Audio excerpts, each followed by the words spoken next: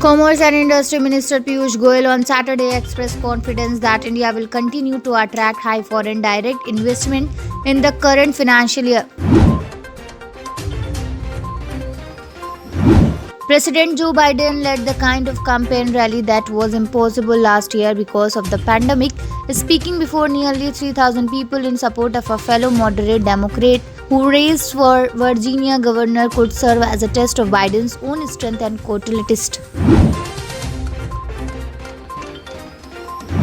5 years ago, the Rio Olympics, Mirabai Chanu could not record even a single valid lift in the clean and jerk round. She broke down, depression seeped in, but even in that stage, she did one thing right.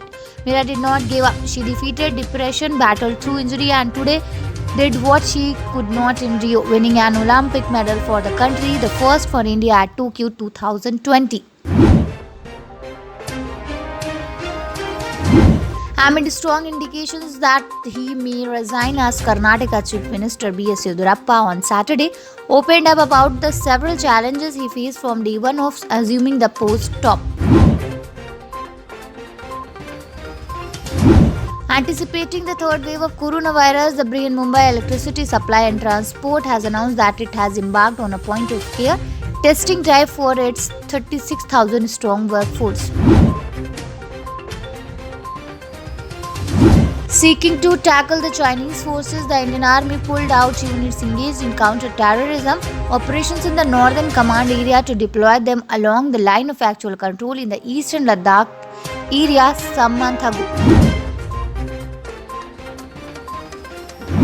India has more women graduates in science, technology, engineering and mathematics than many advanced countries. Education Minister Dharmendra Pradhan recently said in Parliament that this number was higher than advanced nations like the US, UK, Germany, Australia and France.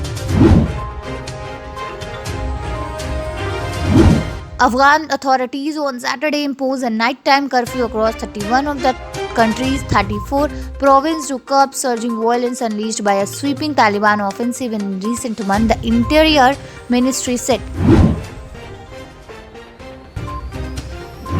India's biggest stars, Prabhas, the legendary Amitabh Bachchan, the spectacular Deepika Padukone are joining forces with visionary director Nag Ashwin to create an epic cinematic experience for movie lovers. Speaking of which, Deepika took to her Instagram handle to give a glimpses of the clapper boat and also added a little note to its read. It's day one at Project K, and I'm absolutely thrilled for what's coming ahead.